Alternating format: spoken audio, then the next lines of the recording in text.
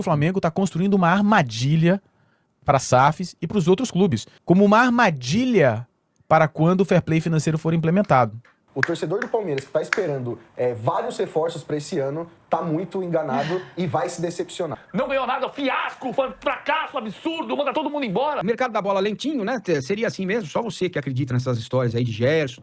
Você fica viajando nessas paradas aí. O Palmeiras está com uma dívida de 835 milhões de reais. Então o Palmeiras não está com tanto dinheiro assim. E ficou provado na temporada passada que o time do Palmeiras é um time que, sinceramente, ele não tem jogadores que possam fazer muita diferença. O Palmeiras não vai ter caixa para contratar muito não, hein, gente? A grande reflexão para mim do Palmeiras hoje é por que não ganhou o jogo grande? Por que eu não tô ganhando do campeão? Mídia paulista em desespero. Acabou o dinheiro nos caixas do Parmeirinha, rapaziada. Rivais aí também endividado e BAP com um plano tenebroso para os clubes SAF e para o fair play financeiro que chegará no Brasil. O BAP aí com as cartinhas na manga e está esperando o momento certo, rapaziada. BAP é muito...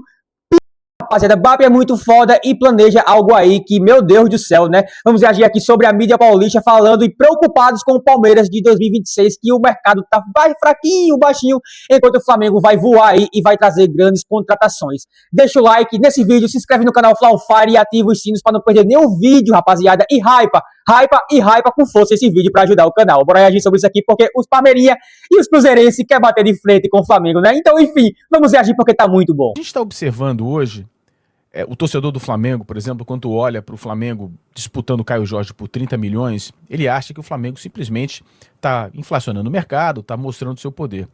Eu acho que é um pouco mais sério. Eu acho que o Flamengo ele está mudando o patamar de price maker, de price taker, do cara que assume o preço no mercado por ser o maior, para o formador do preço. Ele estabelecendo um outro patamar. Esse estabelecimento desse outro patamar tem duas frentes, aumentando o custo de contratação de atletas no Brasil inteiro, eleva o patamar, e aumentando os salários. Como uma armadilha para quando o fair play financeiro for implementado. Quando os salários aumentam, os times que contratam jogadores, eles assumem um contrato de 3, 4, às vezes até 5 anos. Imagine então que o Cruzeiro, o Botafogo, qualquer outra SAF, precise continuar capitalizando esse time, porque senão a conta não fecha. Aí tem transfer ban e etc. E o Pedro Lourenço continua colocando dinheiro, os meninos continuam colocando dinheiro, o Texon continua colocando dinheiro. A partir de 2028, só poderão ser gastos 70% do que se arrecada naquilo. Só que o cara tem um contrato de 3 ou 5 anos. Então, o que o Flamengo está fazendo não é só inflacionar o mercado. O Flamengo está criando uma armadilha para as SAFs. Isso está muito evidente, né? A gente um conceito de economia que chama precificação predatória. Então, o exemplo que eu usei foi uma farmácia, chega numa cidade do interior, uma grande rede, e coloca os preços todos abaixo de custo. Quebra todas as farmácias, quando quebra o mercado, eles sobem o preço. O Flamengo está fazendo o contrário. O Flamengo está subindo os preços de tudo, loucamente, os clubes vão acompanhar. Então, imagina, o titular do Cruzeiro olha para o terceiro reserva do Flamengo e fala, pô, o salário do terceiro reserva do Flamengo é maior que o meu. Opa, vou lá reclamar. Pedro, não dá, né, cara? Eu sou segundo colocado no campeonato, meu salário é 30% menor, eu quero um aumento. Isso gera um efeito cascata, ele ganha um aumento, o outro jogador vai querer um aumento, todo mundo vai querer um aumento, se não der aumento, gera descontentamento no vestiário. Então os caras normalmente, né, vamos lá rever o seu contrato, aumentam. Isso vai gerar uma necessidade do cara, quando estabelecer-se os 70% em 2028, de falar, cara, eu vou ter que colocar muito mais dinheiro, senão não vai ser 70%, vai ser 90%. Eu vou ter que continuar injetando dinheiro. A brincadeira vai ficar muito mais cara. E aí, tem o seguinte, o cara é bilionário, mas dinheiro não aceita desaforo. Eu acho que o Flamengo está construindo uma armadilha para SAFs e para os outros clubes.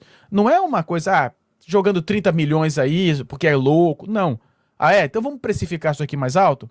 Vamos aumentar o seu salário, vamos aumentar o salário de todo mundo, porque eu aguento. Quando o Flamengo, em 2028, tiver uma receita recorrente de 1,8 bilhões, 70% disso ele vai poder gastar no seu clube. E o Cruzeiro vai ter quanto? 400, 700? Vai ser só 70%. Para continuar brincando, ele vai ter que colocar os 300 milhões mais 300 milhões para chegar em 70%. Para mim é o que o Flamengo está fazendo. Eu não acho que seja o Flamengo esteja esbanjando, o Flamengo esteja sendo irresponsável. Eu acho que é uma estratégia corporativa comum no mercado corporativo que o Flamengo está usando. Posso estar enganado, pode ser simplesmente falta de organização e profissionalismo, mas tudo sugere que é uma estratégia bem definida para colocar a SAFs numa armadilha no futuro. Meu amigo, o mercado da bola lentinho, né? Seria assim mesmo? Só você que acredita nessas histórias aí de Gerson. Você fica viajando nessas paradas aí, né? É isso aí. O mercado vai ser mais lento. Talvez pegue um pouco agora no Breu, zagueiro, camisa 5, o Palmeiras precisa, né?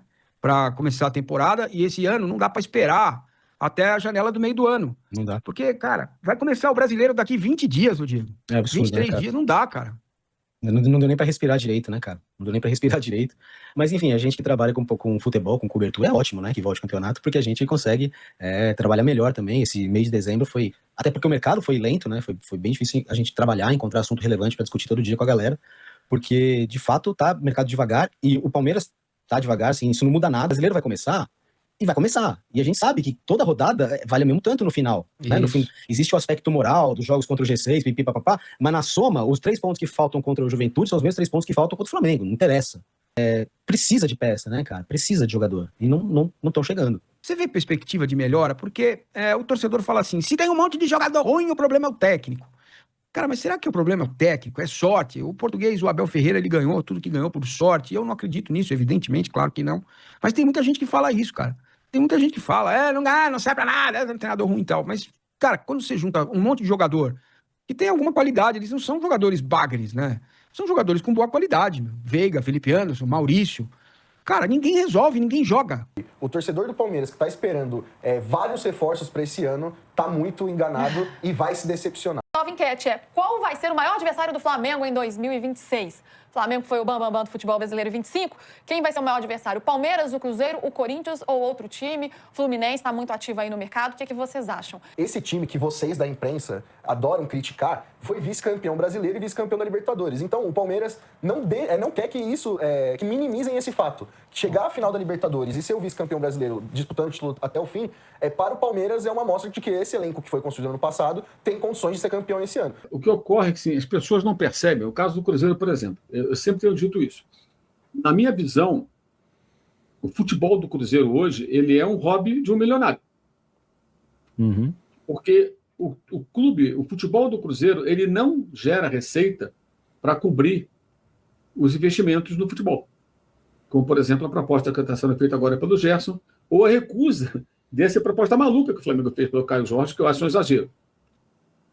Como o Botafogo também tinha aqueles jogadores todos. Isso é uma conta matemática simples, gente. Você vê quanto custa o elenco, quanto o clube gera de receita no ano. Sim. Não cobre. Você pode fazer essa receita crescer? Pode, mas até que ponto? Né?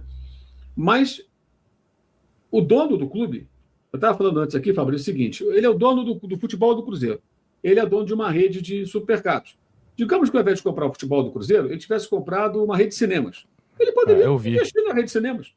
É o negócio dele. Mas estava dando prejuízo agora, porque ele comprou novos equipamentos, comprou poltronas diferentes, fez salas mais sofisticadas, salas com um sistema de som mais moderno. Ele modernizou essa. Comprou 10 salas nos shoppings aí pelo Brasil e modernizou. Aí ele botou lá uma grana pesada. Não está dando lucro até agora, está dando prejuízo. Não tem problema. Mesmo que eu sou apaixonado por cinema, não por futebol. Eu quero ser dono de vários cinemas, né? Se der prejuízo, não tem problema. Vou mostrar filmes iranianos. Não vai dar bilheteria. Dane-se, eu quero colocar filme cultural para as pessoas porque eu sou dono de uma rede de cinemas e eu tenho dinheiro. Vai ter prejuízo. Dane-se, eu tenho dinheiro, eu quero gastar dinheiro nisso, eu quero investir o dinheiro da minha paixão. Poderia ser isso. Mas não é um time de futebol. Mas e se um dia ele resolver que me cansei, ninguém quer ver os filmes iranianos, ou sei lá o quê, né? Ele pode largar o cinema. Ele pode largar o futebol, por uma razão qualquer. Porque os resultados não foram o que ele esperava, Exato. porque ele ficou mais velho, ou porque a família reclamou, ou porque o negócio dele não está tão... Sei lá. Tomara que não. Tomara que ele continue lá, tendo sucesso, ganhando dinheiro, o Cruzeirense fique feliz. Mas eu quero dizer o seguinte, é uma dependência total de uma pessoa. Sim. Né? E do dinheiro dessa pessoa. O clube não é autossustentável, não é uma SAF que ela se estrutura para aumentar, organizar, pagar dívida, se estruturar, aumentar a receita, se capitalizar a partir do potencial dessa sua torcida, desse time, né? E aí ela vai crescendo. Não. É um negócio turbinadíssimo porque tem um milionário bancando. É ilegal? Não. Está errado? Não. Pode fazer? Pode. Não tem nada errado. No Brasil nem fair play financeiro tem. Claro que pode. É evidente que pode. Ninguém está dizendo que está errado. Mas é muito diferente do Palmeiras e do Flamengo. Vamos lá, 2025 terminou. A grande reflexão para mim do Palmeiras hoje é por que não ganhou o jogo grande. Porque, presta atenção, o Palmeiras no ano passado e no ano retrasado, 24 e 25. O Palmeiras foi eliminado da Copa do Brasil pelo campeão. Em 24 pelo Flamengo, em 25 pelo Corinthians. Ele foi vice-campeão da Libertadores e no ano anterior eliminado da Libertadores pelo campeão. Pelo Botafogo, nas oitavas de final, mas pelo campeão. E foi vice-campeão brasileiro nas 2 vezes. E nas 2 vezes não ganhou, perdeu os 2 confrontos diretos para o campeão. E se tivesse vencido um jogo contra o Botafogo, teria disputado o título pelo saldo de gols. E se tivesse vencido um jogo contra o Flamengo, ele teria sido campeão. Então, onde é que está a reflexão do Palmeiras no ano passado? É assim, terra arrasada, destrói tudo? Não é. Por que eu não estou ganhando do campeão? Na Copa do Brasil, na Libertadores e no Brasileiro. É aqui que está a reflexão. O que está faltando? Está faltando o jogador com caráter de campeão na hora de ser campeão, num jogo gigante.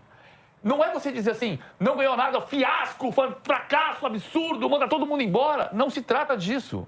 Trata-se de entender por que, nos últimos 2 anos, você perdeu o que perdeu, chegando muito perto e sempre perdeu para o campeão. Ficou perto, mas nessa hora, né, na hora decisiva, diante desses times, acabou ficando um pouco atrás, deixando a desejar. Rapaziada, vamos lá. Eu vou aqui dizer meu ponto e pelo menos o que eu entendi, né? Como eu sou um torcedor fanático, louco, eu não tenho muito essas análises, todas essas coisas que outros canais têm, né? Mas enfim, vamos lá.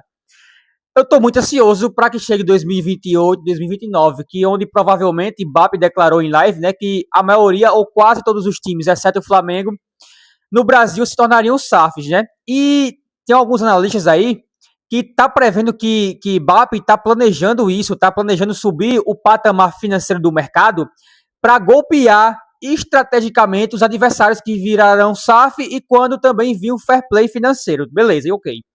Só que tem uma diferença muito grande, até exponencial, eu diria, do Flamengo para os outros clubes, que são o quê? A massa, que é a torcida, que é a maior do Brasil, tá ligado?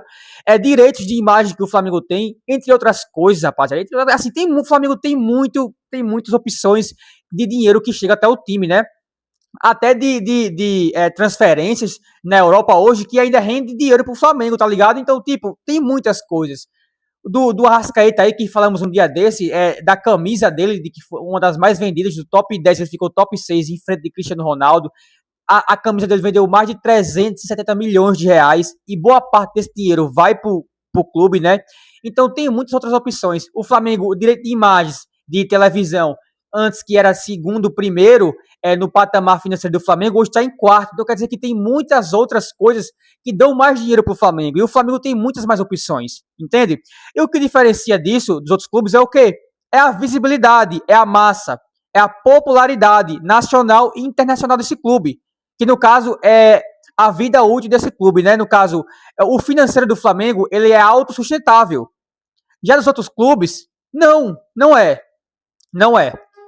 Palmeiras ali precisou da Crefisa, precisou de algumas coisas ali. Eu posso estar errado, gente. Desculpe, eu não sou tão profissional, eu não sou profissional e analista nisso. Mas o Palmeiras está endividado.